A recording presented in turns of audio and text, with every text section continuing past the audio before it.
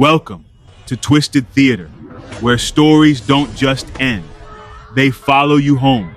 Tonight's tale drifts in from the dark highways of India, where the hum of engines fades into whispers and the road beneath your wheels remembers every soul it's taken. Some say this story is just a trucker's myth. Others say the asphalt itself is cursed, alive, feeding on those who drive it after midnight. But if you ever find yourself outside the city of Pune, past the sugarcane fields, past the last sign of light, and you see the milestone that reads Pune 24 kilometers, pray that your engine never stalls. Because that stretch of highway is known by a name the government won't print on any map. They call it the Hungry Road. It's said that during the day, the road looks harmless. Farmers pass by on bicycles, school buses rattle over the potholes, and stray dogs nap under banyan trees. But as night falls, the world around it begins to rot into silence. The fields stop swaying, the insects vanish, even the wind holds its breath. Truckers who drive through it after midnight talk about the feeling first. A crawling pressure at the back of the neck, like unseen eyes watching from the tall grass. Then comes the cold, thick, and unnatural, pressing against the windows as if the night itself wants in. And after that, if you're unlucky, you see her. They say she's always the same. A little girl no older than 8, wearing a faded school uniform, bare feet caked in dust, hair tied into 2 uneven pigtails. She stands by the roadside, silent, her face shadowed, thumb raised for a ride. Her presence is quiet but suffocating, like the world has paused just to let her exist. If you stop, she vanishes. If you don't, your engine will. Either way, she gets you in the end. The first time anyone spoke of her was nearly 40 years ago. A truck driver named Raghav Deshmukh was hauling cargo from Mumbai to Pune. It was a long, sleepless journey, and by the time he hit the 24-kilometer milestone, exhaustion had dulled his sense of fear. When he saw the child waving at the roadside, he slowed instinctively. He remembered hearing stories from other drivers about lost souls, phantom hitchhikers, but he didn't believe them. He leaned out of the window, calling to her, his headlights flickering weakly against the mist. She turned her head, slowly, unnaturally, and met his eyes. What Raghav saw made him forget to breathe. Her face was pale, but her eyes weren't human. They glowed faintly, as though lit from within, hollow and endless. Before he could blink, she was gone. Panicking, Raghav pressed his foot down hard on the pedal, but the truck only coughed, sputtered, and died. The silence that followed was suffocating. He stepped out, flashlight trembling in his hand, and noticed small, wet footprints circling the truck in the dust. They went round and round, never breaking, like a ritual. When the sun rose, another driver found him slumped over the steering wheel, alive but mute, his hair turned half white overnight.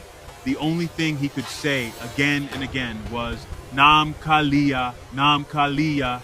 She ate my name. For months after that, truckers refused to use the road after dark. Mechanics and police officers started noticing strange disappearances. Drivers, cars, even buses gone without a trace. License plate numbers that once existed in the RTO system were suddenly missing, erased like chalk from a board. People said the road was cursed, that it didn't just take lives, it took identity. Every victim's name, every plate, every registration file would vanish overnight, leaving no proof they'd ever existed. Families would file missing person reports only to find that the names they were reporting no longer appeared in the government database. It was as though the road itself was swallowing them whole, body, soul, and memory.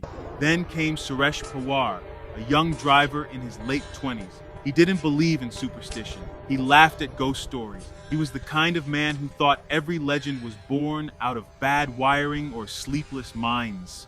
But in the winter of 2019, he had a shipment to deliver by morning, and the fastest route to Pune was through that forbidden road. He left at midnight, the world outside his windshield a blur of black. When he reached the milestone, he noticed the faint outline of a figure, small, still, waiting. He drove past without slowing. But a few miles later, his headlights dimmed. The radio fizzed into static and his truck came to a halt. He climbed out, muttering curses, and that's when he saw the footprints. Small, damp, circling his truck in perfect silence. He felt her before he saw her, a cold presence just behind his left shoulder. When he turned, there she was, closer than she should have been, her head tilted, lips moving soundlessly. His flashlight died, his phone froze. The last thing Suresh ever said, recorded on the dash cam before it glitched, was a single word. Please. The truck was found days later, parked neatly at the side of the road, keys still in the ignition, but no sign of him, and his license plate, MH12-BT-4497, had vanished from the database entirely.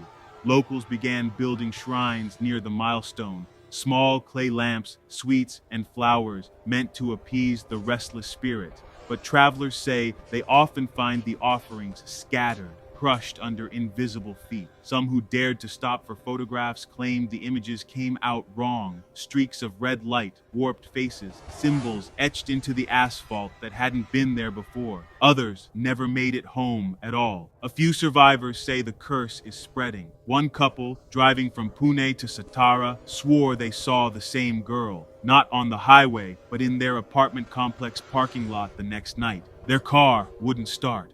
The wife tried to call for help, but the phone only played a child's voice whispering, "You didn't stop."